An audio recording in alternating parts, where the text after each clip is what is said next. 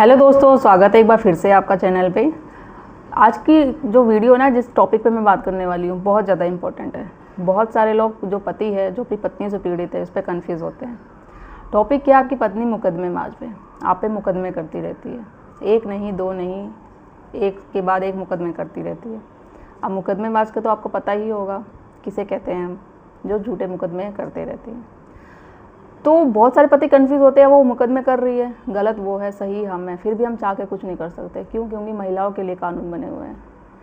तो ये बात मैं सहमत हूँ आपसे कि महिलाओं के लिए कानून बने हुए, बट ऐसा नहीं है कि आपके पास भी कोई कानून नहीं है, अधिकार नहीं है, आप कुछ नहीं कर सकते। आज की इस वीडियो में मैं आपको ऐसे राइट्स बताऊँगी, कुछ ऐसे केस बताऊँगी, जो काउंटर केस, जो आप अपनी मुकदमेबाज पत्नी पे कर सकते हैं। तो जिससे वो खुद आएगी, आपके अकॉर्डिंग सेटलमेंट करेगी, आपके हाथ पैर भी खुद जोड़ेगी। तो चैनल पे नए जुड़े हैं तो चैनल को लाइक करना, शेयर करना, सब्सक्राइब करना बिल्कुल मत भूलिए। साथ ही बेल आइकन दबा दीजिए ताकि आपको टाइम टाइम से मेरे वीडियो की नोटिफिकेशन मिलती रहे। दोस्तों, होता क्या है ना, जब भी आप दोनों में डिस्प्यूट होता है तो पत्नी क्या करती है, पहले आपको हिंट देती है। जैसे मैं हमेशा बोलती हूँ कि लड़ाई, उसका बिहेवियर, आपके साथ बातचीत, परिवार वालों के साथ बातचीत किस तरीके का है, तो आप हो सके तो उसी समय रिकॉर्ड एविडेंस बनाना स्टार्ट कर दीजिए। ठीक है। अब जब भी लड़ाई झगड़ा होता है, वो क्या करेगी, लड़ाई झगड़ा करके चली जाएगी। अब आप आपके सामने जाती है या आपके पीछे से जाती है, क्या करती है, अपना सारा सामान लेके चली जाती है। और कुछ पत्नियां तो जानबूझ के क्या करती है, सामान छोड़ के भी चली जाती है। जैसे अब इम्पोर्टेंस हो गए ज्वेलरी, या लेके भी ज्वेलरी चली जाएगी, बोल देगी कि मैं लेके नहीं आई हूँ। ठीक है। और साथ ही साथ आपकी मदर की, आपकी बहन की भी जो ज्वेलरी होगी, जो उसकी नहीं होती काउंट, जिसे वो इस रीज़न बोलती है कि वो मेरी सब है क्योंकि यहाँ से मिली है, तो वो उसकी नहीं है। जो उसको मिली है सिर्फ उसी की काउंट होगी। तो इस सिचुएशन में जब ले जाती है ना, तो आपको क्या करना है कि आपको फर्स्ट नंबर काउंटर केस उस पर कर देना है, जिसे हम क्या कहेंगे, चोरी का केस, कि वो चुरा के विदाउट परमिशन, हमें पता ही नहीं चला, वो लेके चली गई है।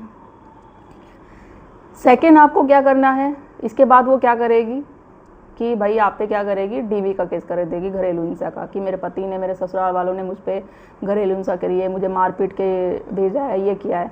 तो जैसे मैं हमेशा बोलती हूँ, भाई घरेलू हिंसा करी है, मारपीट के, नॉर्मल लेडी से यही बोलती है, मुझे मारपीट के निकाल दिया गया, धक्के मार के घर से बाहर निकाल दिया गया।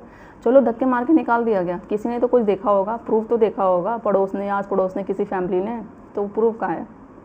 अब बोला जाएगा साथ में रहने के लिए, मैं नहीं रहूँगी साथ। क्यों? भाई मुझे जान का खतरा है। जान का खतरा है? कैसे जान का खतरा है? कोई आपको जान से मार रहा है, किसी ने जहर दिया, कुछ दिया, फांसी लगाने की कोशिश करी, चोट मारा होगा तो चोट के निशान तो होंगे, कुछ नहीं होंगे। वो जो सिर्फ एलिगेशन, सिर्फ आपको परेशान करने के लिए, आपसे बदला लेने के लिए, आपको सबक सिखाने के, आपकी पूरी ज़िंदगी ख़राब करने के लिए, उसका मेन मोटिव होता है, मैं तो परेशान होंगी, अपनी ज़िंदगी तो ख़राब कर लूँगी, तुम्हारी भी साथ में करूँगी।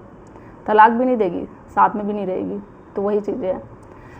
तो अब इस बेस पे क्या करना है, जब वो डीवी का केस करती है ना, तो दूसरा नंबर काम आपको यही करना है कि आपको भी डीवी का केस करना है।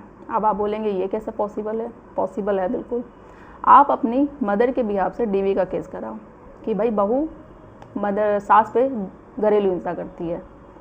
अब बोलेंगे भाई ये अब ऐसा कानून थोड़ी ना है कि सिर्फ बहुओं के लिए बना हुआ है कि सास या ससुराल वाले सिर्फ बहू पे ही घरेलू हिंसा करते हैं। बहू भी कर सकती है सास पे घरेलू हिंसा, तो उस पर भी भाई बहू सास को परेशान करती है, खाना नहीं देती, गाली गलौज करती, मारपीट करती है, तो वो करो। अब वो जहाँ होगी ना, और जहाँ से है, और जितनी अपनी फैमिली मेम्बर है ना, जो जहाँ उन सबसे करवा दो। क्योंकि वो एक सिटी से दूसरी सिटी या एरिया लोकेशन वाइज में जब जाएगी ना, तो देखना जब उसकी हालत ख़राब होगी।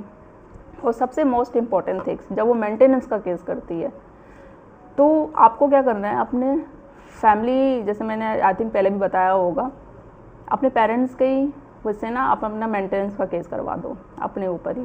और इतना मेंटेनेंस का केस कराना, अच्छी खासी रकम कि आपकी सैलरी का 50 से 60% हो, फिर आप कोर्ट में प्रूव कर सको कि वो चीज़ें, मेरे पास तो अब पैसा है ही नहीं पूरा, तो अब मैं क्या करूँ इस सिचुएशन में। थर्ड आपका होगा, थर्ड क्या करना है कि आपको, कि आपने बहुत कोशिश कर ली, जैसे मैं हमेशा बोलती हूँ, पहले कोशिश करो कि पत्नी को वापस लाने के लिए, कोशिश कर ली आपने, बहुत ट्राई कर लिया, नहीं आई, फिर आप एक सेक्शन 9 का केस कर दो। सेक्शन 9 के केस से पहले आप नोटिस सिंपल भेज दो। आप अपनी उसमें बात रखेंगे कि ऐसे ऐसे जो भी हो गया, बात हो गई, ठीक है, हम अब एक रिश्ते को दोबारा चांस दो, वापस आओ, घर बसाओ, अपना बच्चे का फ्यूचर देखो। अब आपका बच्चा है तो उसकी भी बात करो आप उसमें, कि उसका फ्यूचर बर्बाद हो रहा है, क्या कहेगा, क्या आगे जाएगा। तो वो चीज़ है कि इसमें कुछ नहीं रखा हुआ है, आगे जाके देखो ज़िंदगी ख़राब होनी है। उससे बेटर है सारी चीज़ों को भूल जाओ, एक रिश्ते को दोबारा चांस देते हैं, साथ में रहते हैं। अगर मेरी तरफ से कोई गलती होगी, मेरी फैमिली वालों की तरफ से, तो मैं उनसे भी बात करूँगा। तो इस तरीके पहले नोटिस भेजो, नोटिस के बावजूद भी वो नहीं आती है, कोई उसका रिएक्शन नहीं होता, तो फिर सेक्शन 9 का केस कर दो। सेक्शन 9 के केस करने के बाद उसको नोटिस जाएगा, कोर्ट की तरफ से उसे बोला जाएगा कि 2-3 महीने के अंदर आपको ससुराल वापस जाके रहना है। अब देखो कोर्ट में वो तो हमेशा यही बोलती है कि मुझे मारा गया है, पीटा गया है, मैं रहना चाहती हूँ बट मुझे नहीं रहने दे रहे हैं। अब जब सेक्शन 9 का केस करोगे फिर भी वो नहीं जाएगी, नोटिस मिलने के बाद भी नहीं जाएगी। तो मतलब कोर्ट को भी पता चलेगा कि वो सिर्फ बोलती है, उसकी इंटेंशन कुछ रहने की नहीं है वहाँ पे, सिर्फ वो बोल रही है, सिर्फ परेशान करने के लिए वो केसेस करी जा रही है। और वो आपकी तरफ से ही केस फेवर में जाएगा कि पति तो चाह रहा है, इतनी सारी कोशिश भी करी, सारी चीज़ें करी। देखो पहला उस पर चोरी का केस हो गया, उसके घर वालों पे केस हो गया, डीवी का करती है तो डीवी पे करो। दूसरा, थर्ड ये आपका सेक्शन 9 का। जब 1 साल का हो जाएगा, 1 साल कंप्लीट होने के बाद फिर भी पत्नी नहीं आ रही, तो जो केस है वो डिग्री आपको मिल जाएगी। उसके बाद जो है भाई, अब तो कोशिश आपने पूरी कर ली, एड़ी जोटी का सब जोड़ लगा लिया, अब तो बहुत हो गया। अब पत्नी जब बोलेगी भी ना, फिर आप बोल देना भाई अब मुझे नहीं रखना, चाहे कुछ भी हो जाए, आप डिवोर्स की पिटीशन फाइल कर दो। फिर उसको सबक मिल जाएगा कि हाँ भाई ये देखा, अब मैं तो बस इसके लिए परेशान करने के लिए, या उसकी जो डिमांड होगी, जो मोस्टली पत्नियाँ करती हैं आज के डेट में, वो झूठी पत्नियाँ कि मेंटेनेंस के लिए, नहीं के लिए। अब उसको क्या, एक तो वो फंस जाएगी केस में, झूठे केस में। घरेलू हिंसा का भी उस पर केस हो जाएगा कि भाई उस पर आरोप लग गया कि भाई उसने भी अपनी सास पे कर रखा है। दूसरा कि भाई गई नहीं, या पति तो डिवोर्स दे रहा है, मैं तो इतना तक तो कुछ चाहती नहीं थी बट वो कर दिया। अगर वो सच में भी रहना चाहती होगी ना, तो फिर वो चाह के भी अब जब उसकी गलती का रियलाइज़ होगा ना, तो फिर नहीं आएगी। देखो जिन पत्नियों को साथ में रहना होता है ना, उनके साथ चाहे कितना भी कर लो अत्याचार। पहले ज़माने में होता था ना, इतना घरेलू हिंसा होता था, हमारी मदरों के साथ ही, आप लोगों के साथ भी होगा, आप पूछ के देखना अपनी मदर को, फिर भी वो रहती थी घर बसाने के लिए। बट आज की डेट इतनी ज़्यादा क्रिटिकल हो गई ना, कोई किसी को थप्पड़ तो छोड़ो, कुछ ऊँची आवाज़ में बात नहीं कर सकता है। अगर कहाँ कुछ कर ली तो भाई तुझ पर केस कर दूँगी, कोर्ट कचहरी चली जाऊँगी, तुझ पर ये मुकदमा कर दूँगी, तेरे घर वालों को फंसा दूँगी। तो बहुत डर लगता है कि अब वो बेचारे पति जिन्होंने कुछ किया नहीं है, सोचते हैं, समझते हैं कि क्या करना चाहिए मेरी लाइफ में, हमने जो कुछ किया ही नहीं है, पत्नी इतने मुकदमे कर रही जा रही है हम पे, वो भी झूठे झूठे। तो इस सिचुएशन से कैसे बाहर निकला जाए।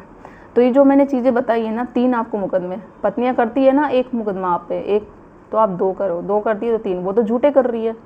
आपको तो सच्चे मुकदमे करने हैं, बिल्कुल रियल करने हैं आपको, और एविडेंस आप हमेशा बना के रखो।